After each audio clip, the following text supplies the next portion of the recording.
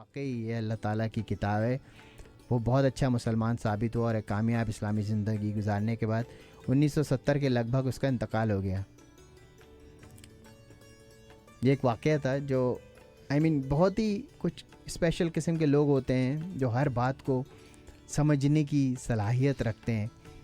वो था तो एक फ्रेंच सिंगर, लेकिन उसको भी जो वो धुनें जो उसने कुरान की सुनी और उसमें जो उसको कुरान की रिदम नजर आया, कुरान की धुनें नहीं, वो जो एक्चुअल जब कोई एक हाफिज कुरान जो तिलावत करते हैं तो उसमें जो कुछ लफ्ज़ों में उतार चढ़ाव आता है। जी जी बिल्कुल। तो वो उसकी वजह से वो लगता है कि जैसे एक धुन है जो किसी बहुत ही माहिर कलाकार ने बनाई है, माहिर शायर ने या किसी ने बनाई है। We are on a station ID break. We'll be right back. Okay. Okay. वो कह रहे हैं कि अभी तो चलता रहेगा मामला और हमें अभी टॉक शो का वक्त हो चला है। टॉक शो के बाद थोड़ा बहुत पॉलिटिकल सेगमेंट पे बात ये करेंगे। एक वाक़या सुनाने का मकसद ये था कि कुरान को कितना एक लफ्ज़ ब लफ्ज़ कि अगर ज़रा सा भी कहीं गलती हो जाए उसकी तो इससे वाकफियत भी नहीं थी शख्स की।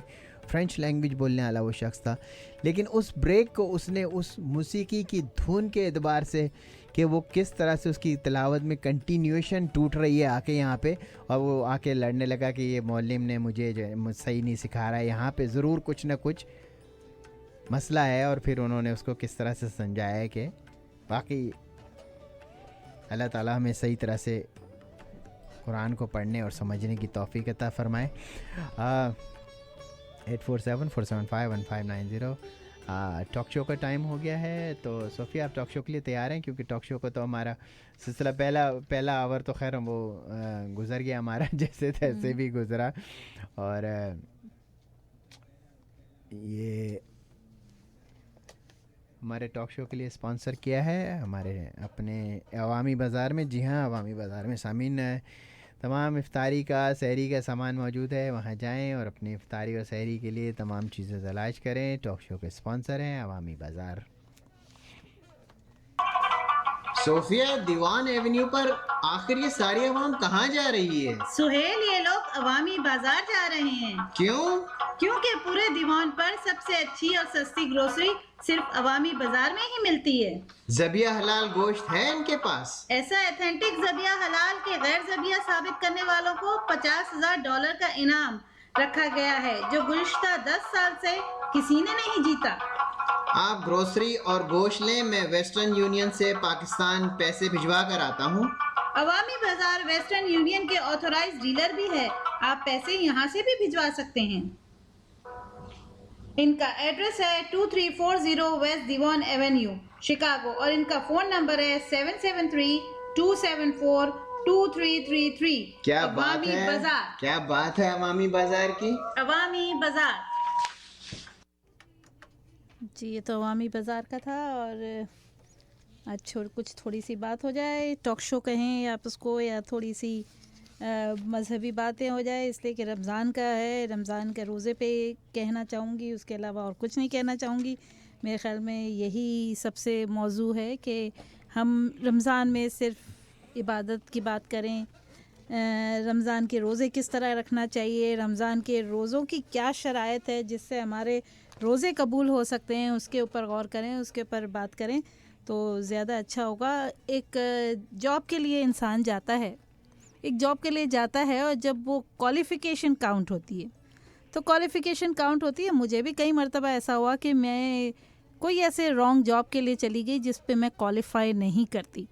तो जब क्वालिफ़िकेशन काउंट होती है और हम मायूस हो जाते हैं कि हमारा इंटरव्यू बहुत बुरा गया, लेकिन कभी हम अपने रेज्यूमी को गौर नहीं करते कि जो हम कनेक्टेड जॉब के लिए जा रहे हैं हम उसके लिए सूटेबल हैं या नहीं।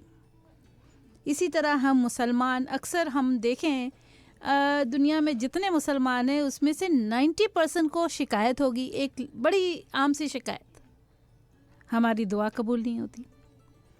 हम दुआ कबूल करने के लिए हम वो उस रेज्यूमी में वो चीज़ें नहीं देखते कि हम दुआ कबूल होने के लिए जिन शराइत का कहा गया है कि इन शराइत पे आप पूरे उतरो तो आपको ये जॉब मिल सकता है, तो हम उन शराइतों को नहीं देखते और हम समझते हैं कि हमारी शराइत ये है कि हमारी इतनी क्वालिफ़िकेशन होनी चाहिए। लेकिन आपको पता है कि कुछ जॉब ऐसे होते हैं कि अब अगर मैं क्वालिफ़िकेशन मेरी है समझे कि सिक्योरिटी और उसमें मैंने क्वालिफाइड हूँ, मैंने मास्टर्स किया है उसमें ब्रॉड बॉर्डर प्रोटेक्शन और सिक्योरिटी में, लेकिन जब मैं एक TSA के जॉब के लिए जाती हूँ तो I forgot to see that कि वो TSA ऑफिसर का जॉब है, इट डजंट से कि TSA एजेंट का जॉब है। अब मेरी क्वालिफ़िकेशन है कि मैंने तो मास्टर्स किया है, लेकिन when I go for the test I couldn't understand anything. उनके कोई क्वेश्चन का मैं सही जवाब नहीं दे पाई, और जब मैंने उनसे मुतालबा किया, जब मुझे डिस्क्वालीफाई किया गया and when I asked them, तो उन्होंने कहा कि आपने ये देखा कि आपने जो रिक्वायरमेंट्स है उसमें ये कहा गया था कि आपने as a TSA agent 2 years experience हो आपको। और यही हालात दुनिया में है। हम अपने मज़हब में हज़ार नुक्ते निकालते हैं, हम अपने मज़हब की बातें करते हैं, जब अल्लाह ताला के बारे में बोलते हैं तो हम अपने आप को बहुत क्वालिफाइड बताते हैं। हम अपने आप को कहते हैं हमारे पास तो मास्टर डिग्री है मज़हब में, हमने ये कुछ सीखा हुआ है, वो कुछ सीखा हुआ है, फिर हमारी दुआएं क्यों कबूल नहीं होती? तो आपने कभी अपने रेज्यूमे पे गौर किया? और जॉब रिक्वायरमेंट्स को दे शुड मैच एग्जैक्टली, यानी जो जॉब रिक्वायरमेंट होती है अगर वो आपके रेज्यूमे से मैच करती है। जैसे मैंने एक एग्जांपल बताया कि मैं TSA ऑफिसर के जॉब के लिए गई थी, हालांकि मैं वो मिस कर गई वो पॉइंट के जॉब रिक्वायरमेंट थी कि at least as a TSA agent आपने 2 साल काम किया हो। तो हमारा मसला मज़हब में यही है, हम भूखे प्यासे रह जाते हैं। रमज़ान का महीना आया, भाई सुबह सुबह सहरी की तैयारियां की, खाजा लाए, ये लाए, वो लाए, सीरियल खाएंगे, ये खाएंगे। हमने लोग सुना है कि दही खाने से भूख नहीं लगती, लस्सी पीने से प्यास नहीं लगती, और इस तरह की सारी चीज़ें, हमारा टेबल पूरा भरा हुआ होता है। लेकिन उसके बाद सहरी से इफ्तार के दरमियान जो कुछ हम करते हैं, क्या वो हमारे जॉब रिक्वायरमेंट से मैच करता है कि हम कहें कि हमारे रोज़े अल्लाह ताला कबूल करे? हमारे उन रोज़ों के बदले में जो हमारे रेज्यूमी से तो और जॉब रिक्वायरमेंट से एक दूसरे से टैली नहीं करते, यानी हमने ये तो कर लिया कि भूखा प्यासा रह लिए, लेकिन उसके बाद जो कुछ हमें झूठ बोलने से बचना है, गीबत करने से बचना है, कोई गैर मज़हबी तरीका नहीं अपनाना है, यानी कि कोई गैर मज़हबी आदत को नहीं फॉलो करना है, किसी नाजायज़ काम की तरफ नहीं जाना है, चोरी नहीं करनी है और झूठ नहीं बोलना है, और साथ में ये कि किसी ऐसी ख़ातून को देखते हुए जो आप रोज़ाना देखते हैं और आपको कोई बुरा नहीं लगता, कभी कभी अप्रिशिएट भी करते हैं कि वो अगर आप रोज़े में ये सब चीज़ें करते हैं, तो क्या आप समझते हैं कि आप उस जॉब के लिए क्वालिफाइड है और आपका रोज़ा कबूल होगा या आपकी दुआएं कबूल होंगी? नहीं होता ऐसा। तो हमारे साथ हमारा मसला यही है कि रोज़े की तैयारियां। अब चले मैं रमज़ान का मतलब बता दूं। रमज़ान का मतलब है जुलसा देने और जलाने वाला, ये इसका अरबिक मतलब है। पहली मर्तबा गर्मी में आया था, इसलिए लोगों ने इसका नाम रमज़ान रख लिया, लेकिन उलमा फरमाते हैं कि इस महीने अल्लाह ताला अपनी रहमत से इंसानों के गुनाहों को झुलसा देता है। भूखा प्यासा रहना इसका बेशक एक हिस्सा है, मगर दूसरा हिस्सा इसका इबादत करना भी है। हदीस शरीफ में है कि अल्लाह ताला फरमाते हैं कि रोज़े में जो झूठ बोले, गीबत करे, बेहयाई करे, बेहयाई करना ना छोड़े, तो मुझे उसके भूखे प्यासे रहने से कोई सरोकार नहीं है। तकवा कहते हैं रोज़े से पैदा होता है, और तकवा के अगर आप कहें, अशरफ अली थानवी मौलाना फरमाते हैं कि रोज़ा तकवा की पहली सीढ़ी है। लेकिन हम क्या करते हैं, हम ये सिर्फ समझते हैं कि सिर्फ कुछ रूटीन से हटकर करना है। हमारी रोज़ाना की रूटीन में जहाँ हम ब्रेकफास्ट करते हैं सुबह 8 बजे, उसकी जगह हमारा ब्रेकफास्ट अब होगा 3 से 4 बजे या 5 बजे, जब सहरी का वक्त है। उसके बाद हमारे रूटीन में थोड़ा सा फ़र्क ये होगा कि औकात में खाने पीने के फ़र्क हो गया। मतलब हम ये समझेंगे कि जब हमें दोपहर का लंच करना था 1 बजे, तो मसला ये हो गया कि बिज़नेस मीटिंग आ गई और उसमें हमें लंच का टाइम नहीं मिला जैसे हमारी रूटीन में होता है, और हमने वो लंच फिर 3-4 घंटे बाद कर लिया। इसके अलावा हम कुछ नहीं समझते, लेकिन हम ये भूल जाते कि आप एक ट्रेनिंग लें। ट्रेनिंग क्यों दी जाती है? अगर आपको कार ड्राइविंग करनी है, आप मुझे बताएं कि कार ड्राइविंग की ट्रेनिंग कितने के हफ्तों की होती है? 3 हफ्तों की, 4 हफ्तों की? बिल्कुल इसी तरह जैसे हमारा रमज़ान 30 डेज़ का होता है। लेकिन आप ये बता सकते हैं ना कि एक दफ़ा आप अगर ड्राइविंग सीख लें फिर आप चाहें बेशक कई साल तक ड्राइविंग ना करें, या आपको अगर कार पे ड्राइविंग सीखी, अगर आपको मोटरसाइकिल पे बिठा दिया जाए तो भी आप इतने कॉन्फिडेंट होते हैं कि जब तक आप होश हवास में है, आपका दिमाग काम करता है, आप ड्राइविंग कर सकते हैं। तो एक मर्तबा की ट्रेनिंग, एक महीने की ट्रेनिंग, 3 हफ्ते ले लें, 4 हफ्ते ले लें, उससे ज़्यादा ज़रूरत नहीं पड़ती। बल्कि जैसे जैसे ज़माना आगे बढ़ता है 1 हफ्ते की ट्रेनिंग भी काफ़ी होती है। उसके बाद हम लाइसेंस ले लेते पास करके। फिर ये रमज़ान का महीना हर साल आता है, फिर क्यों हम इस ट्रेनिंग को हमें बार बार लेने की ज़रूरत पड़ती है? क्यों हम उस ट्रेनिंग, एक मर्तबा दी हुई एक रमज़ान की ट्रेनिंग को पूरा साल अप्लाई क्यों नहीं कर सकते? हम क्यों नहीं अप्लाई कर सकते? तो ये हमारी कमज़ोरी है, बताई गई है कि ये हमारी कमज़ोरी है, और इसी वजह से ये सब कुछ होता है कि हम इस तरह का कर नहीं पाते। और हम इबादत तो करने की बात दूसरी है, हम लोग इबादत के अलावा हम जो आम चीज़ें हैं, यानी कि मेन भूखा रहना, सिर्फ वो भी कभी कभी हमारे लिए मुश्किल हो जाता है। और अभी इस बारे में अगर पूछा जाए तो कहा गया कि जब अल्लाह ताला ने फ़रिश्तों को बताया कि मैं एक ऐसा इंसान ईजाद करने वाला हूँ तो जो मेरी इबादत करेगा, तो फ़रिश्तों ने एक एतराज़ किया। उन्होंने कहा कि आप जो इंसान बनाने लगे हैं ये ज़मीन पे फ़साद फैलाएंगे, इसलिए कि आप जानते हैं कि आपने बताया कि हम इबादत तो हम भी करते हैं, लेकिन आपने एक चैलेंज बताया है कि हम आपका इजाद करदा इंसान वो होगा जिसे भूख भी लगेगी, जो खाना भी मांगेगा, जो पानी भी मांगेगा, और भूख भी लगेगी, प्यास भी लगेगी, और उसके दूसरे वो एहसासात भी होंगे जो हमारे लिए नहीं है। तब अल्लाह ताला ने फरमाया कि इसीलिए तो मैंने जन्नत और दोज़ख भी बनाई है। क्यों तुम पूरी ज़िंदगी फ़रिश्ते इबादत करते हैं, लेकिन उनकी इबादत के सिले में, अजर में उन्हें जन्नत या दोज़ख का कोई सिलसिला नहीं। इसलिए कि अल्लाह ताला ने जो फ़रिश्ते हैं उनको इस तरीके से बनाया है कि उनमें मुखालिफत करने की या अगेंस्ट जाने का कोई जज्बा नहीं है। वो सिर्फ यही जानते हैं कि पूरा दिन रात इबादत करना है, ना उन्हें भूख लगती है ना प्यास लगती है। तो जब हम इंसानों को बनाया गया तो ये कितना बड़ा चैलेंज है जो अल्लाह ताला ने हमसे उम्मीदें रखी, हमसे ये करा कि ये इंसान मेरा बनाया हुआ इतने गुनाह भी देखेगा और सब कुछ देखेगा, और उसे भूख भी लगेगी, प्यास भी लगेगी, लेकिन उसके बावजूद 1 महीना तो ज़रूर ऐसा होगा जब वो जानते बूझते कि कोई मुझे देख नहीं रहा है, मैं कमरे में अकेला हूँ, भूखा प्यासा रह कर भी वो सामने पड़े हुए खाने की तरफ हाथ नहीं उठाएगा। तो ये चीज़, तो यही बात जो है जिसकी वजह से जन्नत और दोज़ख का वजूद रखा गया।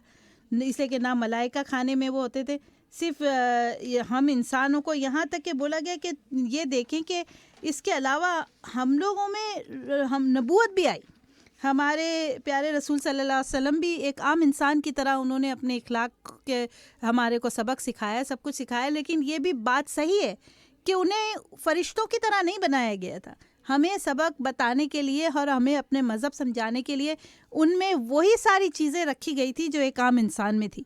यानी कि उन्हें भूख भी लगती थी, उन्हें प्यास भी लगती थी, वो दुनिया में ही रहते थे, हम लोगों के साथ ही रहते थे, लेकिन उनका जो रहने सहने का तरीका है इतने सिंप्लिसिटी से, और इतना कि अपने पास खाने की कोई चीज़ ना रखना, जब तक हो खाने की अगर कोई चीज़ पड़ी है तो पहले उसे बांट के उसे खैरात कर देना, और फिर उसके बाद कुछ अपने लिए बचे तो वो खाना। तो ये सब चीज़ें हमें बताती है कि इंसान नबूवत तक भी पहुंच गया, मगर फिर भी खाने पीने की चीज़ों की आदत होने के बावजूद ये इन्होंने एक ऐसे मौजिज़े की तरह अपनी ज़िंदगी गुजारी है कि हम अगर उससे सबक हासिल करें तो हम यकीन कर सकते हैं कि हम में जो कमज़ोरियां हैं वो हम काबू पा सकते हैं। यानी खाने पीने की कमज़ोरी, दूसरे एहसासात, जज्बात की कमज़ोरियां जो हमें बनाई गई है, यानी एक तरफ हमारे अंदर जो शैतानी रुझान रखा गया है उसको हम कंट्रोल कर सकते हैं। वो नामुमकिन बात नहीं है। ये जैसे हमारे लिए एक चैलेंज है कि हमने ये सब करना है। तभी भी कुफ़ार ने का एतराज़ किया कि ये कैसा नबी है कि जिसे भूख भी लग रही है और प्यास भी लग रही है, तो हम इसे नबी कैसे मान लें। तो ये वाकई एक चैलेंज था, और ये चैलेंज हर इंसान के लिए, हमारे प्यारे रसूल की ज़ात जो है, उनकी रहने का तरीका, उनके हर तरह से अगर उनकी लाइफ को हम स्टडी करें तो वो हमें एक उम्मीद दिलाती है कि हम इंसान के अंदर बेशक एक शैतानियत भी है, लेकिन ये सब चीज़ें कंट्रोल की जा सकती है। अब आप एक ब्लाइंड को देख ले, ब्लाइंड फिल्म नहीं देख सकते, जो चीज़ उन्होंने देखे नहीं, गैर महरम पर निगाह डालने का भी उनका कोई फ़ायदा नहीं होगा, इसलिए कि उन्हें नज़र नहीं आ रहा, इसलिए कि उनमें गुनाह करने की सलाहियत नहीं है। लेकिन एक बिनाई रखने वाला जब इसी महीने में, पूरा साल तो हम ऐसा करते नहीं, लेकिन इसी महीने में जब किसी गैर महरम की तरफ देखने की बजाय नज़र नीचे कर लेता है तो वो भी एक बड़ी बात है। और ऐसे ही एक इंसान जिसे भूख लगती है, प्यास लगती है, और उसके बावजूद वो कंट्रोल करता है इन चीज़ों को, तो ये भी बड़ी बात है। और ये भी इसी की वजह से इंसान अजर और सवाब का मुस्तहक होता है, और इसी के बदले में सवाब देने के लिए हमारे लिए जन्नत और दोज़ख तैयार की गई है। इसकी मिसाल अगर आप हज़रत यूसुफ़ अलैहिस्सलाम और ज़ुलेखा की लें, कि ज़ुलेखा की दावत पर भी हज़रत यूसुफ़ अलैहिस्सलाम एक लम्हे को भी डामाडोल नहीं हुए, मगर ये बर्दाश्त और गुनाहों से परहेज़ तो हम सिर्फ रमज़ान में ही करते हैं, जबकि हज़रत यूसुफ़ ने हर वक्त अपने आप पर काबू रखा। इसीलिए अल्लाह ताला ने रोज़े फ़र्ज़ किए कि बहके हुए भटके हुए इंसान को एक और मौका दिया जाए कि वो अपने तख्लीक की मकसद की तरफ लौट आए। यानी कि इंसान को कहा गया कि इबादत के लिए, इंसान और फरिश्तों को अल्लाह ताला ने इबादत के लिए बनाया, लेकिन ये इंसानों के लिए इसलिए ज़्यादा मुश्किल है कि उसके अंदर हैवानियत भी डाली गई है, उसके अंदर शैतानियत भी डाली गई है, और इंसान के लिए ये ज़्यादा बड़ा चैलेंज है। इसीलिए कहा गया है, एक उल्मा की मैं एक बुक पढ़ रही थी, उसमें ये कहा गया है कि हम जो मगरबी ममालिक में रहते हैं, हमारे लिए डबल इम्तिहान है। इससे कि अगर आप पाकिस्तान, इंडिया में रहते हो या कोई ऐसी कंट्री में रहते हो जहाँ मजहबी माहौल बना हुआ होता है, यानी कि मजहबी माहौल बना हुआ होता है, हर तरफ रमज़ान शुरू होता है तो अज़ानें सुनते हैं, फिर सब सहरी के लिए होते हैं, उठते हैं, मस्जिदों में जाते हैं, तरावी पढ़ते हैं, सब तो एक माहौल जब बना हुआ होता है ना, तो इंसान के लिए बहुत सी चीज़ें करना आसान हो जाती है। लेकिन हम बड़े कड़े इम्तिहान से, हम अगर कोई ऐसी काम करते हैं कि यानी हम रमज़ानों में अगर अपने आप को कुछ चीज़ों से वो करते हैं, बचा कर रखते हैं, तो ये हमारे लिए डबल कड़ा इम्तिहान है जिसमें हम पास होते हैं। इससे कि मगरबी ममालिक में आप जॉब पर भी जाते हैं, जॉब पे तो आप सारा माहौल नहीं बदल सकते ना, जॉब पे आपको ऐसी चीज़ें भी नज़र आएगी जो आपको नहीं देखनी चाहिए, ऐसे गैर महरम लोग भी, ऐसे औरतें भी नज़र आएगी जो आपको गैर महरम है, और ख़ास तौर पे रमज़ान के महीने में आपको उसको देखने में गुनाह भी हो सकता है। तो आप बच के रहना बहुत बड़ा चैलेंज है, बच के रहना बहुत बड़ा चैलेंज है। तो इसकी एक मिसाल आपको दूंगी, एक गुजरात में वाक़या हुआ था। अगर आप गुजरात के उसके बारे में पढ़ें, कुछ गुजरात की हिस्टोरिकल इस्लामिक हिस्ट्री में पढ़ें, तो एक बहुत मशहूर वाक़या हुआ था कि वहाँ पर एक बहुत बड़ा ताजिर का घराना था, बहुत मजहबी घराना था, और उनकी एक अकलौती बेटी थी। जब उस अकलौती बेटी को कहा गया कि बहुत सारे रिश्ते आए, और उसे कहा गया कि बताओ अब इतने सारे रिश्ते, हमें सब लड़के पसंद है, अब तुम इसमें से किससे शादी करना चाहोगी। माँ बाप बड़े मतलब मज़हबी ज़रूर थे, लेकिन वो इस्लामिक राइट और मज़हब का राइट भी जानते थे कि वो बच्ची को पूरा राइट है कि वो अपने हमसफ़र का खुद चॉइस करे। उन्होंने बहुत सारे अच्छे बच्चों की तस्वीरें ला के उनको दे दी, और ये कहा कि बताओ इसमें से कौन सा पसंद है तुम्हें, इसकी ये बायोडेटा है, इसका ये बायोडेटा है। और उन्हें बड़ा झटका लगा कि उन बायोडेटा के आखिर में एक तस्वीर में बायोडेटा में नीचे लिखा हुआ था कि ये शख्स हर तरह से अच्छा है, मगर उसकी एक बुरी आदत है जो उसे बुरा बना देती है कि वो शराब बहुत पीता है, और जब वो शराब पीता है तो शराब में उसे कुछ याद नहीं रहता कि वो क्या हरकतें करता है, किस किस्म की गुफ्तगू करता है, कितनी गालियाँ बकता है। तो उसके माँ बाप ने लिखा था कि हम इसलिए चाहते हैं कि आपकी बेटी से शादी हो कि शायद आपकी बेटी के ज़ेर असर, यानी कि उसकी मजहबी तालीमात, उसके रवैये, उसके बिहेवियर को देखकर शायद हमारा बेटा राह रास्त पर आ जाए। और वो शराबी के घर वाले भी बहुत रिच फैमिली के थे, और बड़ी हैरत हुई माँ बाप को कि उनकी इतनी प्यारी बच्ची जो सलाद की पाबंद थी, रमज़ान सब चीज़ों की मजहबी पाबंद थी, उसने उस लड़के को चूज़ किया। उसने कहा कि मैं इस लड़के से शादी करना चाहती हूँ। माँ बाप ने बहुत समझाया कि बेटा ये बहुत मुश्किल काम है। उसने कहा कि मेरी एक ही शर्त होगी, इस लड़के के घर वालों को कहे कि ये शादी होगी रमज़ान में ये शादी होगी, निकाह होगा 15 रमज़ान को, और रुखसती होगी ईद के दिन। और इतने 15 दिन जो है, यानी रमज़ान की 15वें रोज़े से 30 रोज़े तक, ये लड़का दूल्हा और उसके साथ जो बाराती होंगे वो हमारे घर में रहेंगे। और घर कैसे बनाया उन्होंने कि मस्जिद के साथ ही एक 2-3 कमरे थे, उस कमरे में उन्होंने बच्ची के बोलने पर, अपनी बच्ची के बोलने पर शर्त आयद की और उन्होंने कबूल की, और उन्होंने वो ये किया कि वो मस्जिद के साथ ही उन्होंने 3-4 कमरों में रहने का बंदोबस्त किया, सारे बारातियों का भी और दूल्हे का भी, दूल्हे के वालिदैन का भी।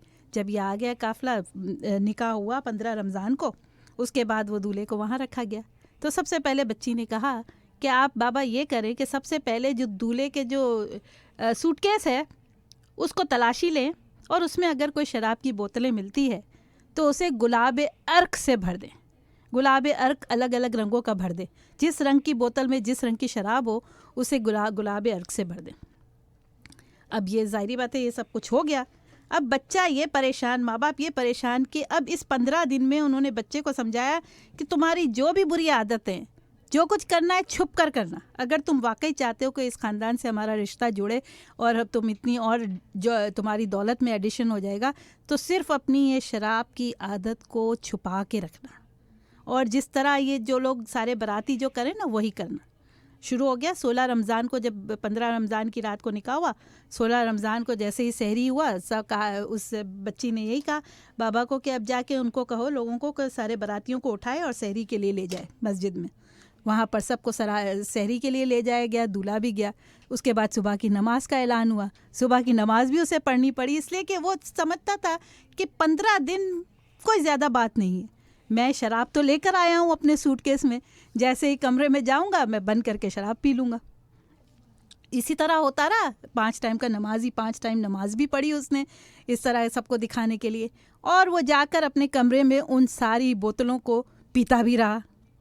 उसे पता नहीं था कि ये अर्के गुलाब है, वो यही समझता रहा, कि सोचता रहा कि नशा क्यों नहीं होता। और फिर बोलता है अगर नशा होता है तो ये कैसे हो जाता है कि मैं उसको पी के सोता हूँ और नमाज का टाइम होता है और ये लोग मुझे उठाने आते हैं और मैं फ़्रेश उठता हूँ।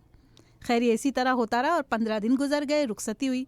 रुखसती के दिन रात को लड़की ने अपने दूल्हा को ये बताया कि यही वही शराब है जो तुम वहाँ पीते रहे हो, मैं अभी, तुम अगर पीना है शराब तो मैं भर के देती हूँ तुम्हें।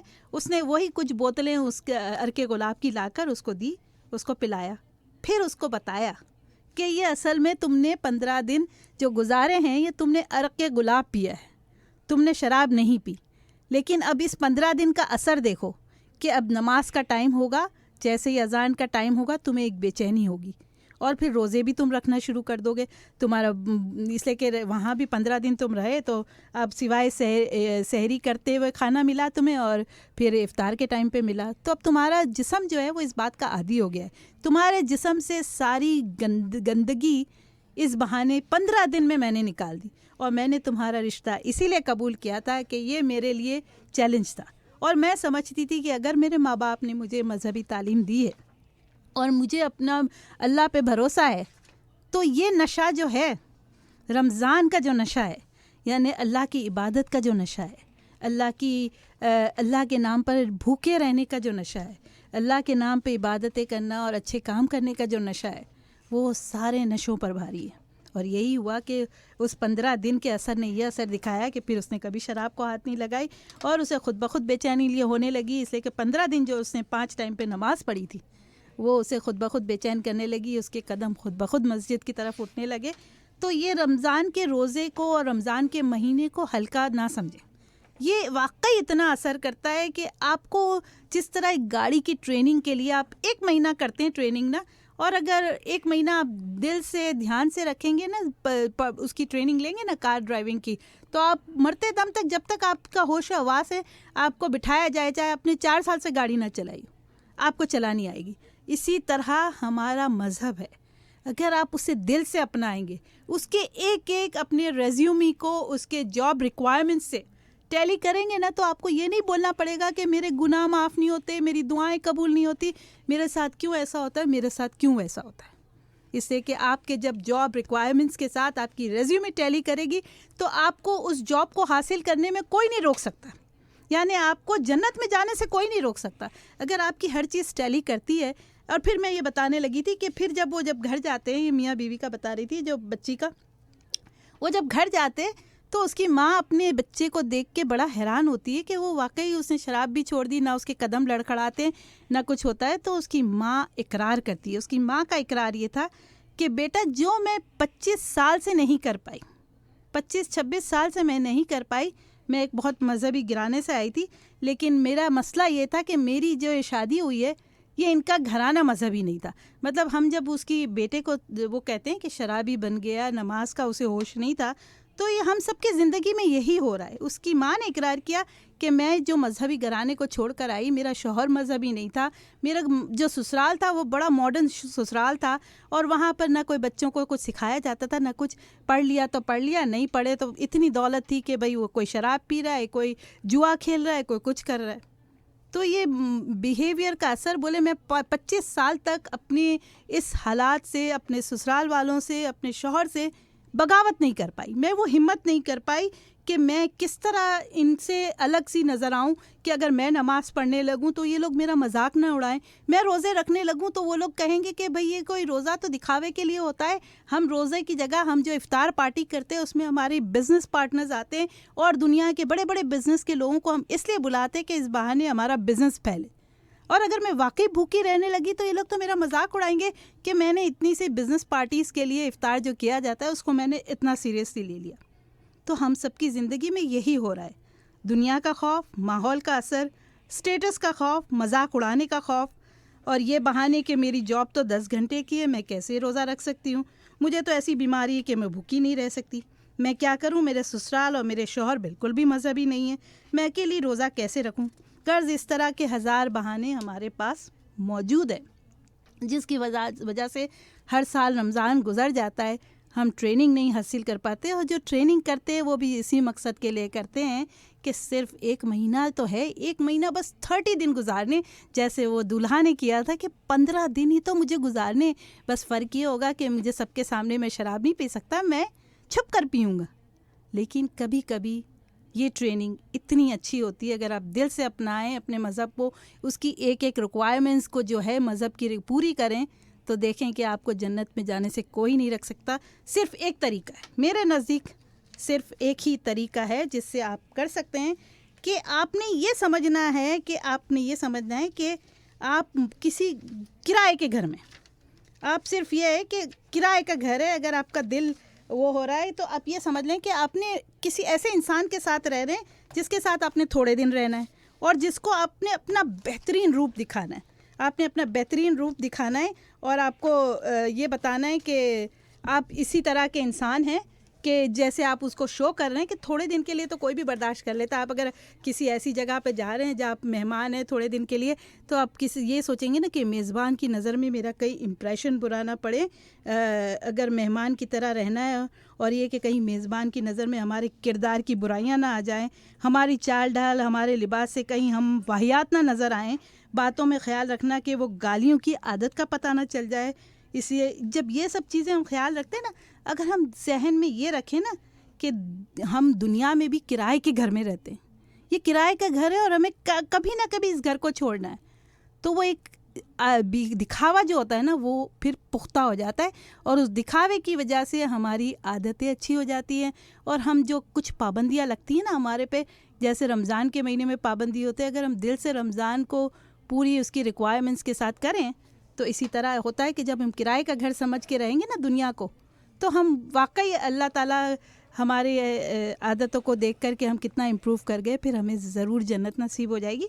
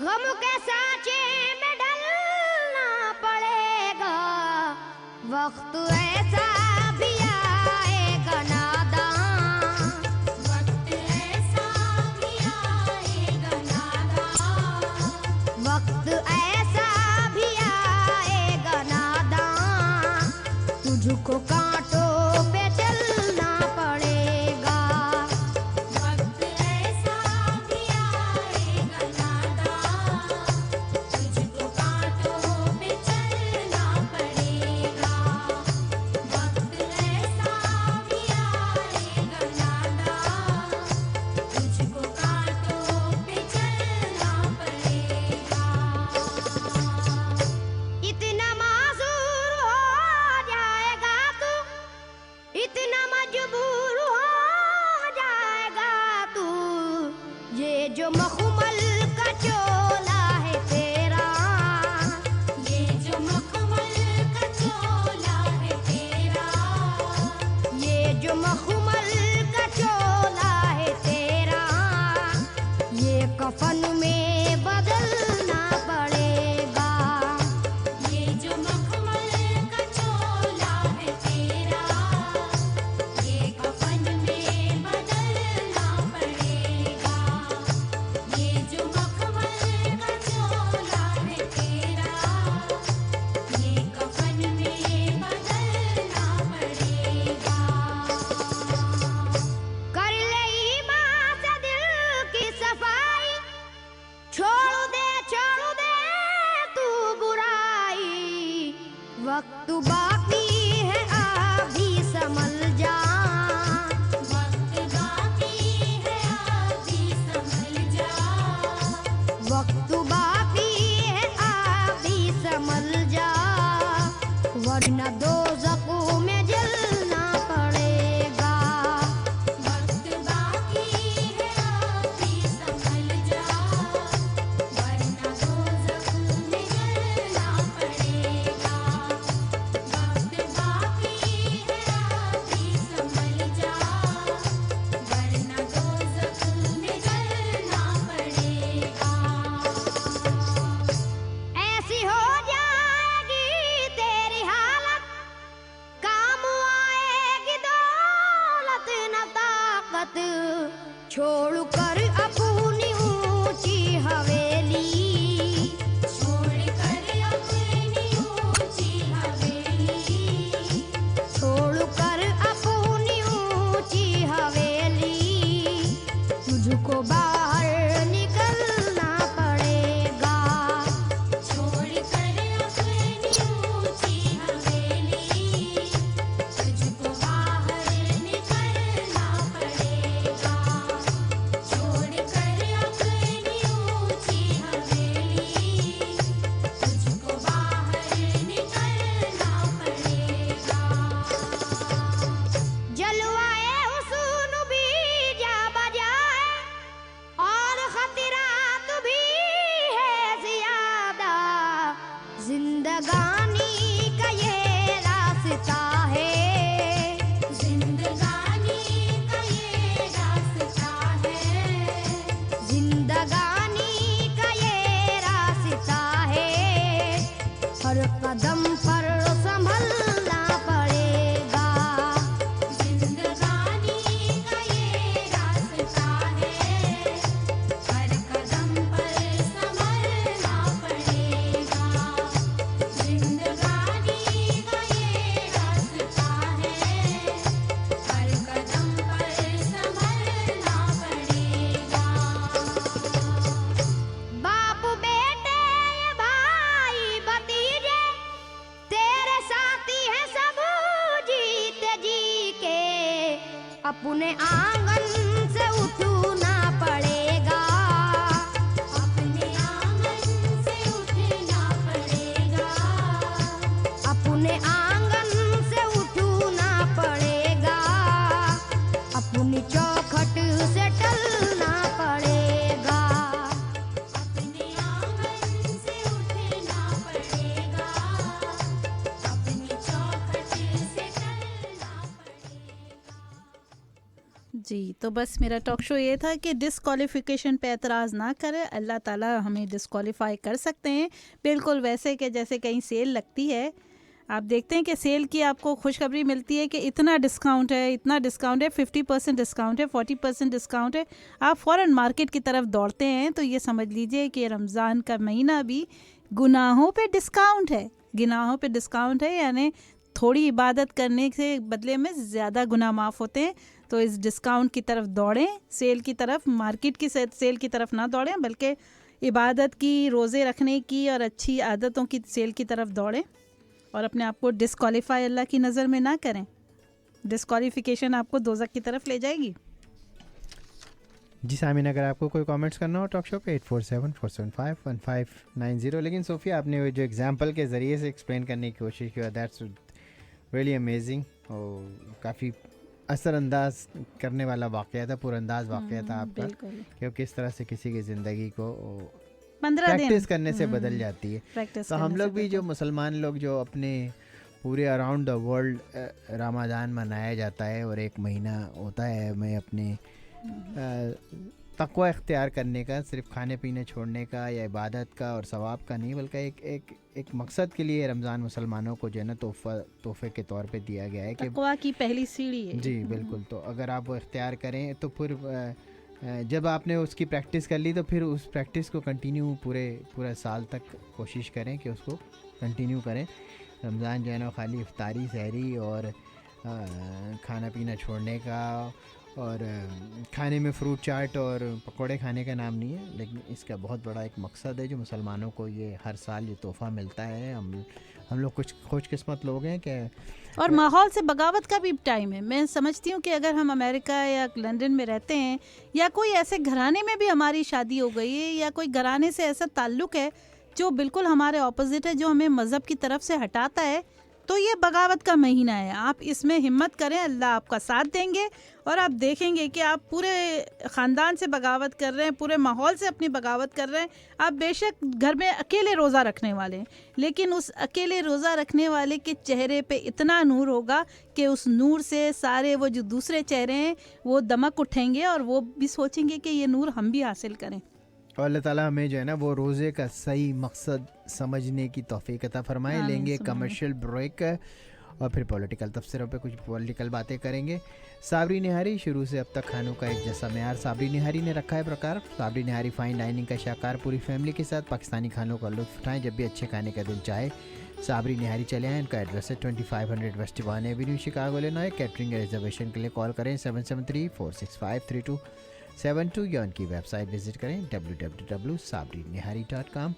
अनमोल meat and grocery. Anmol meat and grocery ना सिर्फ एक अनमोल ग्रोसरी स्टोर है बल्कि 100% ताज़ा ज़बी हलाल गोश्त का मरकज़ भी है, जहां रोज़ाना ताज़ा गोश्त इनके अपने किंग्समैन स्लॉटर हाउस है, पटेल के ज़ेर निगरानी ज़िबा होकर अनमोल ग्रोसरी आता है। शरिया बोर्ड शिकागो से तस्दीक शुदा है। फ्रेश पकाएँ, फ्रेश खाएँ, अनमोल से ग्रोसरी और गोश्त लाएँ। इनका एड्रेस है 2753 वेस्ट डिवान एवेन्यू, शिकागो। रोज़ाना सुबह 10 बजे से रात 10 बजे तक खुले रहते हैं। इनका फ़ोन नंबर है 8722083373। विंग जोन, यम्मी ज़बिया हलाल ओरिजिनल और boneless wings and burger. Lunch special रोज़ाना 11 बजे से 4 बजे तक होते हैं। 599 में burger, wings, fries, drink. 65 cents wings पीर और बुध को शाम 6 बजे से क्लोजिंग तक होते हैं। विंग जोन की अब 3 लोकेशंस हो गई हैं, जिनकी ओरिजिनल लोकेशन है 2115 ब्लूमिंगडेल रोड, ग्लेंडल हाइट्स। उसका फ़ोन नंबर है 6306352280। स्कोकीमैन की दूसरी लोकेशन है 3612 वेस्ट टू ही है। इसका फ़ोन नंबर है 8479830053 और लम्बार्डमेंट की तीसरी लोकेशन है 413 ईस्ट टूसवेल रोड, लम्बार्ड। और इसका फ़ोन नंबर है 6305990477। आर के कारपेट्स एंड फ्लोरिंग। जी हाँ, आर के कारपेट्स एंड फ्लोरिंग सारे शहर में आप घूम के देख लें, आपको आर के कारपेट्स एंड फ्लोरिंग जैसे प्राइस कहीं नहीं मिलेंगे। और आपकी कारपेटिंग की और रक्स की तलाश कारपेटिंग पे ही आके ख़त्म होगी, क्योंकि ये मेहनत ज़्यादा करते हैं, प्रॉफिट कम रखते हैं। और प्रॉफिट कम रखते हैं तो आपको ज़्यादा फ़ायदा हो जाता है। कोई भी रग लेने के लिए या अपनी कारपेटिंग को चेंज कराने के लिए यहाँ पे रविंदर सिंह रवि होते हैं। उनका फ़ोन नंबर है 7739880348। और ये आके कारपेट्स एंड फ्लोरिंग लोकेटेड है 6346 नॉर्थ क्लेमाउंट और डिवॉन के कॉर्नर पर हैं ये।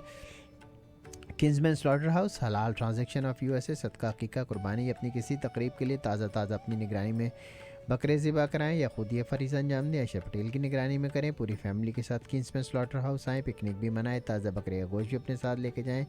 शरिया बोर्ड से मंजूर शुदा, रिटेल और होलसेल से भी कम कीमत में। इनका एड्रेस है 6260 south Kingsman road, Illinois. Monday through Friday सुबह 7 बजे से 3:30 बजे तक खुले रहते हैं। फ़ोन करें 773 जाने से पहले 773-610-4995। Super in gift and grocery, जी हाँ, जो लोकेटेड है 2305 वेस्ट डिवान एवेन्यू शिकागो। जब इसका नाम आता है तो एक ही नाम जहन में आता है, शिकागो के पान स्पेशलिस्ट मोहम्मद इफ्तिखारुद्दीन भाई का। पान फ़ोन कार्ड्स, पान के पत्ते होलसेल चल में चाहिए हो या पान की कैटरिंग करानी हो अपनी किसी भी तकरीब में, इनका नंबर नोट करके रख लें अपने पास 773-817-9791। पान की किसी भी कैटरिंग के लिए आप इफ्तिखार भाई को जो है ना वो बुलाएं। इटालियन एक्सप्रेस ने ख़वातीन को छुट्टी दे रखी है क्योंकि ये खाना पकाने की ये बफ़े लगाते हैं 12 बजे से शाम 4 बजे तक। अब इनकी टाइमिंग चेंज हो गई, अफ्तारी से जो है ना वो रात तक बुफे होते हैं इनके पास। 24 से ज़्यादा रवायती इंडियन और पाकिस्तानी खाने होते हैं, ग्रिल आइटम्स होते हैं। पूरी फैमिली के साथ वीकेंड का लुत्फ़ उठाएं, इटालियन एक्सप्रेस में आके इफ्तारी भी करें और उसके बाद मज़े के खानों से अपने और उनके वहाँ मस्जिद का नमाज का भी इंतज़ाम है, मस्जिद भी वहीं पर है, जब नमाज भी पढ़ें। इससे अच्छा क्या हो सकता है, इफ्तारी भी करें, बफ़े भी खाएँ, नमाज भी पढ़ें। सारी जो है ना वो आपको सहूलियात इटालियन एक्सप्रेस में ही मिल जाएंगी, जो लोकेटेड है 2041 ब्लूमिंगडेल रोड, ग्लेंडल हाइट्स है। और इनका फ़ोन नंबर है 6305397600, इटालियन एक्सप्रेस ग्लेंडल हाइट। जी सामीन, ये तो था हमारा कमर्शियल ब्रेक। जी अब कुछ पॉलिटिकल बातें करनी है आज। जी बिल्कुल। वो सिस्टम मेरा जो है ना बहुत स्लो डाउन हो गया असल में। मुझे जॉब पे आते हुए तो देखें कितने सवालों का आप जवाब दे सकते हैं। रेडियो पे आते हुए मुझे क्लैरिटन नहीं खानी चाहिए थी, पॉलिटिकल सवाल करती खाने के बाद मुझे ऐसा लग रहा है कुछ सुझाव ही नहीं दे रहा है।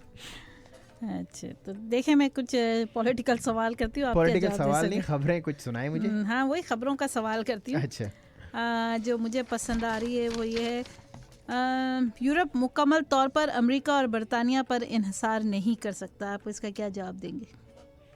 ये बात जर्मनी की चांसलर एंजेला मर्केल ने पिछले दिनों एक इंटरव्यू के दौरान कही। अब सवाल ये पैदा होता है कि उन्होंने ये बात क्यों की, उन्हें क्या ख़तरात महसूस हुए, ऐसा क्या उन्हें लगा कि एंजेला मर्केल जैसी समझदार खातून को कहना पड़ा कि यूरोप जिसमें जर्मनी भी शामिल है ऑब्वियसली अमेरिका पे इन्हिसार नहीं कर सकता। मैं उनके अंदर की बात को तो नहीं जान सकता मगर इस ख्याल का तज्जिया ज़रूर कर सकता हूँ। अमेरिका इस वक्त दुनिया का सुपर पावर है, मुआशी एतबार से भी और फ़ौजी लिहाज से भी। यूरोप मुआशी एतबार से अमेरिका से ट्रेड करने पे बहुत डिपेंडेंट है और दिफा के एतबार से भी नेटो फ़ौजी इत्तेहाद पर बहुत डिपेंड करते हैं। अब डोनाल्ड ट्रंप ने आते ही धमकी दे दी कि भाई यह हमें नेटो के 28 ममालिक जो सब यूरोपियन है ऑब्वियसली पैसे दो तुम्हें दिफा करने के लिए। मुआहिदा तो यही हुआ था कि हर मुल्क इस इत्तेहाद के लिए एक मुनासिब रकम अमेरिका को देगा। इस हवाले से और दिलचस्प बात यह है कि 28 मुल्कों में से सिर्फ 5 ममालिक अमेरिका को नेटो के अखराजात के लिए पैसे दे रहे हैं, बाकी 23 ममालिक ये समझ रहे हैं कि ये तो अमेरिका का फ़र्ज़ है कि हमें प्रोटेक्ट करें। इसीलिए अब G7 जो समिट हुई थी उसमें डोनाल्ड ट्रंप ने सबसे सख्ती से बात की, पैसे दो या ख़ुद अपना दिफा करो। इसीलिए एंजेला मर्केल आजकल रूस से दोस्ती बढ़ाने के लिए गौर कर रही हैं और कह रही हैं कि अब जो है ना वो वक्त ख़त्म होने वाला है जिसमें हम दूसरों पे इन्हिसार किया करते थे। जर्मनी तो खैर वर्ल्ड वार 2 में मुकम्मल तौर पे तबाह हो गया था, तो समझ आता है कि अमेरिका की मदद से रीबिल्ट हुआ, उस पर इन्हिसार किया। तो इसीलिए जो है ना वो एंजेला मर्केल कह रही हैं अपने एक बयान में कि अब वक्त आ गया है कि हमें दूसरों पे इन्हिसार करना ख़त्म कर देना चाहिए। मगर ये बात मुझे पाकिस्तान के हवाले से समझ में नहीं आती कि पाकिस्तान क्यों अमेरिका पे इन्हिसार करता है।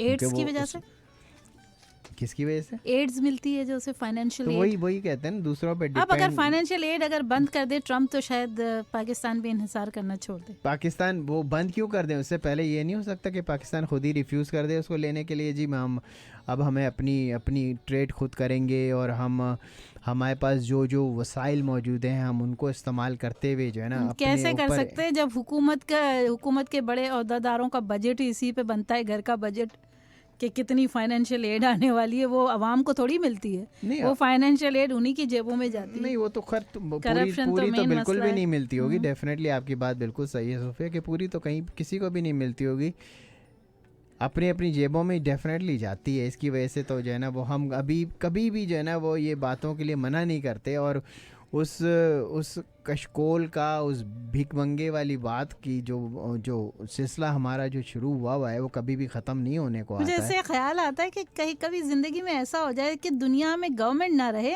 हर मुल्क के सिर्फ इदारे हों। डायरेक्टली आपने किसी को हेल्प करनी है, आप उस डिपार्टमेंट को, इदारों को हेल्प कर दें। कोई हुकूमत ना हो, कोई सरबराह ना हो, कोई प्रेसिडेंट ना हो, हम्म।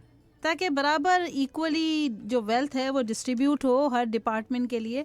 डिपार्टमेंट्स हो, डिपार्टमेंट के चेयरमैन हो, और बस जिस डिपार्टमेंट को आपने हेल्प करनी है, हॉस्पिटल के तो डिपार्टमेंट को बाकी फिर- दुनिया तो अमेरिका से हेल्प नहीं मांगती। हमारे को भी अब ठीक है चलें, जब बने थे ज़रूरत हो सकती थी हेल्प की, उस वक्त हमें हेल्प चाहिए थी, हमने मतलब मांग ली। आदत से मजबूर हो लेकिन अब जाते हैं ना। 70 साल हो गए हैं, अब क्यों इस बात की हेल्प मांगते हैं ये लोग? तो मैं एक जो है ना वो अगले ही आपको खबर पड़े उससे पहले एक जो है ना एक बड़ा अच्छा दिलचस्प अपने सुनने वालों को एक वाक़या सुनाता हूँ ना, कि जो कौमें अमेरिका से हेल्प नहीं मांगती हैं, मदद नहीं मांगती हैं, और पैसे नहीं मांगती हैं, $1 भी नहीं मांगती हैं अपने मुल्क के लिए, उसमें जो है ना वो उनमें किस तरह की जो है ना वो अपनी एक खुददारियत होती है ना। आपको याद होगा ना सामीन के 9/11 के बाद अमेरिका में बहुत सख्त कर दी गई थी तलाशियाँ ना, लोगों की तलाशियाँ बहुत ज़ोरों शोर से ली जाती थी, और ऐसे ली जाती थी जैसे पूरी दुनिया चोर है और सिर्फ अमेरिकन ही जो है ना मुअज़्ज़िज़ हैं। तो उस ज़माने का एक वाक़या है जो बिल्कुल सच्चा वाक़या है, आई मीन उससे सबक सीखने का है, कि एक ब्राज़ील का एक ताजिर जो है ना अमेरिका आता जाता रहता था। उसने ये हालत देखी तो बहुत परेशान हुआ कि हर बंदे की टोपी, टाई, जूते और जुराबें उतार के तलाशी ली जा रही है। वो इस सूरत हाल से बहुत परेशान हुआ, लंबी कतार लगी हुई थी तलाशी देने वालों की। ऐसा मंजर जिसने पहले कभी नहीं देखा। जब उसकी बारी आई और इमिग्रेशन वालों ने इसे भी जूते उतारने का हुक्म दिया, उसने ये ऑर्डर मानने से इनकार कर दिया। इमिग्रेशन ऑफिसर ने उसका पासपोर्ट लिया और उस पर डिपोर्ट की मोहर लगा दी। वो अगली फ़्लाइट से वापस ब्राज़ील पहुंच गया। इसने प्रेस कॉन्फ्रेंस बुलाई और तमाम माजरा सबको सुना दिया। इस प्रेस कॉन्फ्रेंस ने तूफ़ान बर्पा कर दिया। अमेरिका ने, हुकूमत ने अमेरिका के सफ़ीर को बुलाकर सब कुछ बता दिया। अमेरिका ने इसे मामूल की कार्रवाई समझा। मामला पार्लियामेंट में चला गया। पार्लियामेंट ने फ़ैसला किया कि जो भी अमेरिकी ब्राज़ील में कदम रखेगा उसकी तफसीली तलाशी ली जाएगी। अगले दिन इस कानून पर अमल दरामद शुरू हो गया। अमरीकी हुकूमत ने इस पर शदीद एहतजाज किया। ब्राज़ील ने खूबसूरत जवाब दिया। उसने कहा यह हमारी मामूल की कार्रवाई है। ये सच्चा वाक़या सामीन। 2002 से 2006 तक ब्राज़ील दुनिया का वाहिद मुल्क था जिसके एयरपोर्ट पर सिर्फ एक मुल्क के शहरियों की तलाशी होती थी, और वो मुल्क था अमेरिका। अमेरिका ने बलाखिर माफ़ी मांगी तो ये सिलसिला ख़त्म हुआ। इसको कहते हैं गैरतमंदी, और ये गैरतमंदी हम में क्यों नहीं आ सकती। चलें दूसरी खबर। सऊदी अरब अमेरिका के लिए दूध देने वाली गाय है। बड़ी अच्छी खबर है ये। आपने जो है ना ये बयान दिया है ईरान के सुप्रीम लीडर आयतुल्लाह खामनाई ने। बात तो कड़वी है मगर बात तो 100% सच है। लोग सऊदी अरब के ख़िलाफ़, इसके किसी भी एक्शन के ख़िलाफ़ बोलते हुए यूं चुप हो जाते हैं कि वो हमारा मुसलमानों का मरकज़ है, वहाँ प्यारे नबी का मक्का और मदीना है, वहाँ अल्लाह का घर खाना काबा है। मगर जिस डगर पे सऊदी शाही ख़ानदान चल रहा है इसका ख़ात्मा जो है ना वो डेड एंड पे होता है, और अमेरिका इसको बड़ी आसानी से जो है ना डेड एंड की तरफ घेर कर ले जा रहा है। और ये बद्दू अकल के अंधे इसके पीछे चल भी रहे हैं। ना सिर्फ चल रहे हैं बल्कि इसका सबूत पिछले दिनों उन्होंने इस्लामी सरबराही कॉन्फ्रेंस में ट्रंप को मेहमान खुसूसी बनाकर नवाज शरीफ को इग्नोर करके भी दिया। पहले अल्लाह की ज़ात की तरफ से अता करदा तेल की दौलत ज़ाती ऐश और आराम पे खूब लुटाई। दुनिया के महंगी तरीन ज़ाती जेट से लेकर दुनिया की महंगी तरीन गाड़ियों से अपने महलात को भर दिया, और अब शौक़ चढ़ाए कि दुनिया के महंगे तरीन जदीद तरीन हथियारों को अमेरिका से ख़रीद कर अपनी दौलत ज़ाया करें और पड़ोसी मुसलमान मुल्कों को डराएं कि हमसे पंगा ना लेना, हमारे पास अमेरिका के जदीद तरीन हथियार हैं, लेकिन इनको ये ख्याल रखना चाहिए कि दूध देने वाली गाय जब दूध देने के काबिल नहीं रहती तो उसे ज़िबा कर दिया जाता है। बिल्कुल हाँ। इत्तेहादी फौज में अमेरिका की मुदाखलत, राहिल शरीफ का सरबराही छोड़कर वापस मुल्क आने पर गौर। ये बहुत अच्छा फैसला है मेरे ख्याल में, अगर राहिल शरीफ करते हैं तो that's the demand of the time. अच्छा, ये क्यों कि किस पस मंज़र से आप कह रही हैं? हाँ, इसलिए कि जो कुछ ट्रम्प ने आके जो वो किया है उसको सही तरह हैंडल करने के लिए मेरे ख्याल में राहिल शरीफ का इसलिए ज़रूरी है कि ये बाद में जो ट्रम्प ने करना है वो हमारे मुल्क में मुदाखलत करके जो हंगामे करवाने, जैसे कि अमेरिका में 9/11 हुआ, वो इसी किस्म के हंगामे हमारे मुल्क में करवाना वेरी चाहते हैं। Intelligent, very intelligent. मैं तो समझा था कि आप टॉक शो बहुत इंटेलिजेंटली करती हैं, लेकिन आपका जवाब भी बहुत इंटेलिजेंट है। जब इन सऊदी कंट्री सिक्योरिटी के लिए बद्दुओं बहुत ने ज़रूरी है। डोनाल्ड ट्रंप की इतनी चमचागिरी की थी, तभी मुझे बड़ा बुरा लगा कि हमारा प्राइम मिनिस्टर नवाज शरीफ एटमी मुल्क का सरबराह, इस्लामी एटमी मुल्क का सरबराह, दहशतगर्दी की जंग में फ्रंट लाइन इत्तेहादी, और इतनी इग्नोरेंस के इसे अहमियत ही नहीं दी गई, पाकिस्तान का नाम तक नहीं लिया गया दहशतगर्दी की जंग के हवाले से। नवाज शरीफ को तकरीर का मौका भी नहीं दिया गया। एहसान फरामोशी सऊदी बद्दू पाकिस्तान ने और पाकिस्तानियों ने सऊदी अरब को बनाने और बचाने में कितनी मदद की, और दुश्मन अभी भी जो है ना सऊदी अरब पे बराह रास्त हमला करने से सिर्फ इसलिए घबराता है कि एटमी पाकिस्तान और इसकी बहादुर फ़ौज जो है ना वो सऊदी अरब के पीछे खड़ी है। और इतनी इसकी अहमियत, यही बात मुहिब वतन जनरल राहिल शरीफ को भी इतनी बुरी लगी कि हम इनकी इतनी खिदमत कर रहे हैं, इज़्ज़त दे रहे हैं, हमारा नाम तक नहीं लिया गया कॉन्फ्रेंस में। राहिल शरीफ का नाम दुनिया के नंबर 1 जनरल में है और उनकी कायदाना सलाहियतों से अमेरिका अच्छी तरह वाकिफ़ है, और वो राहिल शरीफ के होते हुए इस्लामी फ़ौज को अपनी मर्ज़ी से नहीं चला सकेगा। इसीलिए आगे खुद समझ लें सामीन आप कि मैं क्या बात कर रहा हूँ। चले एक और 1 सेकेंड। सोनी धरती और अनैर, hello hello hello, you are on air. Hello Soni धरती और अनैर। जी अस्सलाम वालेकुम। जी वालेकुम सलाम, वालेकुम सलाम। बहरहाल इसके बारे में तो यही कहा जाएगा कि हद से ज्यादा खुदफहमी का शिकार है पाकिस्तानी। किस बात के लिए? क्योंकि उन्होंने जो भी खिदमत करी है किसी की, उसका पूरा मुआवजा मिला है उन्हें, चाहे वो सऊदी अरब की खिदमत करी हो, चाहे वो अमेरिका की खिदमत करी हो, उन्होंने डबल मुआवजा वसूल किया है हर चीज का। खिदमत तो की जाती है, मुआवजे के और लिए कोई जंगे भी बगैर कितनी खिदमत फैलाई के है, मुआवजे के फैलाई भी तो खिदमत है करते हैं उसके क्या? बदले में आप कोई काम करेंगे बगैर मुआवजे के? हाँ हाँ, मगर जो मुआवजा ले लेता है उसका तो बस वो मामला भाई वो खत्म हो गया, मामला वहाँ दे दिए पैसे, बात खत्म। अभी भी इनकी आर्मी की तनख्वाहें तो अमेरिका से ही आ रही है ना। ये आप मेरा ख्याल है गुज़िश्ता 5 साल से ये बात कर रहे हैं रेडियो पे मुस्तकिल के आर्मी की और अभी तो अमेरिका ने बोल भी दिया है कि यहाँ पे ये जो मेरी बात का तो इमदाद दी जा रही है अब ये कर्जों में शुमार होगी, अब ये इमदाद नहीं है, ये कर्जा है। लेकिन आप ये बात गुज़िश्ता 5 साल से रेडियो पे कर रहे हैं, मुझे प्लीज एक बहरहाल उन्होंने बोला है या तो आप शकील आफरीदी को रिहा कर दें, वरना तो फिर जो है ये जो इमदाद आपको दी जा रही है ये सारा कर्जा है। ओ खुदा के वास्ते ये इमदाद जो है ना ये इसको बंद करना ही हमारे सारे मसले का हल यही है। और जो आप कहते हैं ना 5 साल से ये मुस्तकिल एक ही बात को कि पाकिस्तान की फ़ौज की तनख्वाह जो है ना अमेरिका देता है, प्लीज़ मुझे उसका कोई एक लिंक, कोई एक बात, कोई एक चीज़ प्रूफ के तौर पे भेज दें ताकि मैं आपकी इस बात को मान लूँ कि पाकिस्तान की भाई पाकिस्तान कोई क्या पागल है फिर अपने ही शहरियों को बगैर किसी वजह के मारेगा तालिबान का नाम दे करके? भाई पैसा ही मिल रहा है ना, जब भी तो मारेगा ना अपने ही आदमियों को, बेचारे गरीबों को जिनके पास रहने के लिए घर नहीं है उनको तालिबान का नाम दे के उन्हें मार रहा है। तो आप समझते हैं कि तालिबान कोई ओरिजिनल है ही नहीं, उनको मारा ही ना जाए इसलिए कि वो तालिबान जो है ना वो कोई आम शहरी हैं जो गने उठा के खड़े हो गए हैं पाकिस्तान के खिलाफ। अगर आप उनको नहीं मारेंगे तो वो कभी आपके ऊपर गन नहीं उठाएंगे। जब आप उनके आदमी मार देंगे तो फिर तो वो गने वाले सभी उठाएंगे।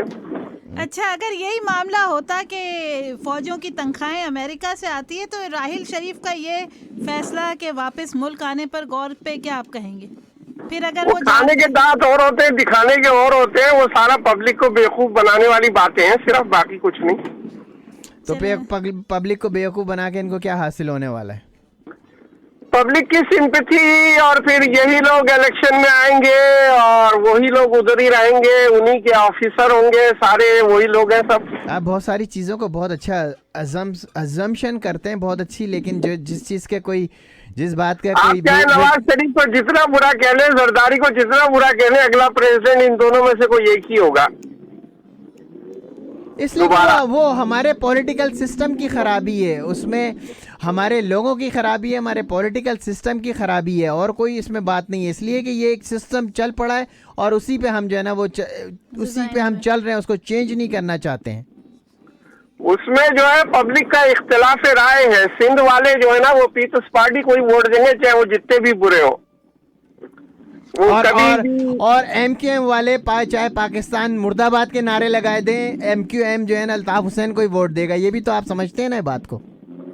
तो फिर हम ही गधे हैं, हम ही जो है ना वो उल्लू हैं, जो सब कुछ जानते बूझते एक पाकिस्तानी बनने की जगह सुबाइयत के भी पीछे चल पड़े, हर चीज़ के पीछे चल पड़े। अभी भी मैं सोशल मीडिया पे देखता हूँ अल्ताफ़ हुसैन जिंदाबाद, और जो कुछ भी देखता हूँ, खैर अल्ताफ़ हुसैन क्या, बाकी भी जो भी सिंधी लीडर भी हैं, जो पंजाबी लीडर भी हैं, जो पश्तून लीडर भी हैं, उन्होंने क्या कुछ आवाम के साथ किया है, फिर भी जो है ना आंखों पे पट्टी बांध के गधे की तरह उनके पीछे ही चलते रहते हैं।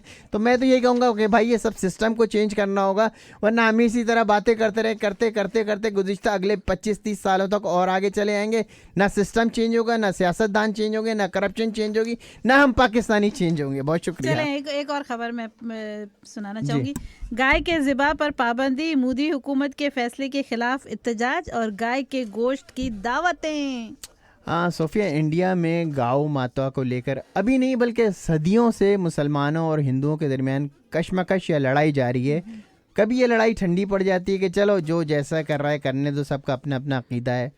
मगर इंडिया में जब भी मज़हब के नाम पर, धर्म के नाम पर मुसलमानों और हिंदुओं में लड़ाई करानी हो, मफाद परस्त लोग हमेशा इसी मुद्दे को हवा देते हैं। अंग्रेज़ों के दौर में जब हिंदू और मुसलमानों ने इत्तेहाद करके अंग्रेज़ों के ख़िलाफ़ तहरीक शुरू की, आज़ादी की, तो भी ये बात को उठाकर अंग्रेज़ों ने बड़ी चालाकी से, बजाय इसके कि दोनों अंग्रेज़ों के ख़िलाफ़ लड़ते, अंग्रेज़ों ने मज़बा खाने की, मुसलमानों की गाय को ज़बह करते हुए तस्वीरें जो है ना शाया करते हुए बात ये फैलानी शुरू कर दी कि हम तुम्हारे दुश्मन नहीं, ये मुसलमान हैं जो तुम्हारी गौ माता को काटते हैं।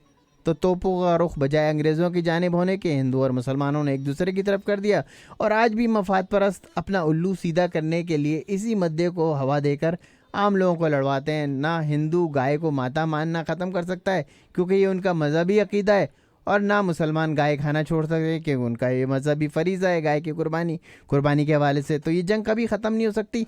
तो मट्टी पाओ और मोदी को भगाओ, मैं तो यही कहूँगा। सोनी धरती और अनैर जी, अस्सलाम वालेकुम। जी वालेकुम सलाम। हेलो जी बोलिए, आप सुन रहे हैं। ऑन एयर हैं, आप आधा मिनट सऊदी अरब में और मिडिल ईस्ट में जो गाय के गोश्त के सबसे बड़े व्यापारी हैं वो हिंदू ही हैं। जी हाँ बिल्कुल, वो बहुत बड़ी बड़ी कंपनियां जो है जो गाय का गोश्त सप्लाई करती हैं उधर, वो सारे के सारे हिंदू हैं। जी हाँ। मगर ये उनको बताते नहीं है। कोई अग्रवाल साहब है, वो सारे उन्हीं के कारखाने हैं सारे। तो देख लें फिर अब हमारे इंडिया पाकिस्तान की सियासत का हाल क्या, देख लें कि सामने क्या करते हैं और पीछे क्या होता है। सारा दिखावा है सब कुछ। जी बिल्कुल, नहीं है जो माल कमा रहे हैं इसी चीज से, बिल्कुल। और पब्लिक को बेवकूफ बना रहे हैं। तो इसी तरह वो पाकिस्तानी भी जो है ना वो माल कमा रहे हैं और पब्लिक को बेवकूफ़ बना रहे हैं। और अगर जो भी वहाँ पे इंसल्ट हुई है सऊदी अरब में नवाज शरीफ की, उसके बाद भी अगर ये लोग कुछ ना समझें और कुछ ना करें एक्शन, तो मेरा ख्याल है कि इससे ज़्यादा बदकिस्मती की कोई बात नहीं होगी। बहुत बहुत शुक्रिया। क्या एक्शन कर सकते हैं सिवाय चुप रहने के? नहीं चुप रहना यार, ये तो जावेद भाई, हुकूमत तो चुप है, पब्लिक जितना भी बोले हुकूमत थोड़ी कुछ बोल रही है। हुकूमत लोग ही चलाते हैं ना, कोई हुकूमत किसी बला का तो नाम नहीं है ना, ये लोग ही चलाते हैं। जब उनकी इतनी बड़ी इंसल्ट हुई इन सऊदियों को, देख लो कि इस जो है ना इतना कुछ उन्होंने पाकिस्तान के साथ किया। पाकिस्तानियों ने जो है ना वो 67 में जो जंग शुरू हुई थी, ये मार के अरबों का धुच्चा निकाल दिया जाता। वो इसराइली जो है ना वो इतनी ज़बरदस्त फाइटर प्लेन थे, किसने इनको जो है ना वो 5 मिनट के अंदर जो है ना वो पूरे मिस्र को जो है ना वो बचा लिया, जाके पाकिस्तानी तैयारों ने जाके बचाया था। मतलब आई मीन इतनी इन लोग पाकिस्तानियों की हिस्ट्री है कि इन अरबों के साथ कितना कुछ साथ दिया। उसके बावजूद भी अगर वो उसके तलवे, अमेरिका के तलवे चाटने के लिए जो है ना वो नवाज शरीफ को इग्नोर कर रहे हैं, तो मेरा ख्याल है कि अब वक्त आ गया है कि इनको भी बता दें कि भाई तुम्हारे पैसे की हमें जरूरत नहीं है, हमारे पास बहुत सारे वो तो आपका बहुत तो सारे। कुलभूषण यादव भी वापस चला गया। अच्छा, आपको क्या अभी ब्रेकिंग न्यूज आई है ये? जी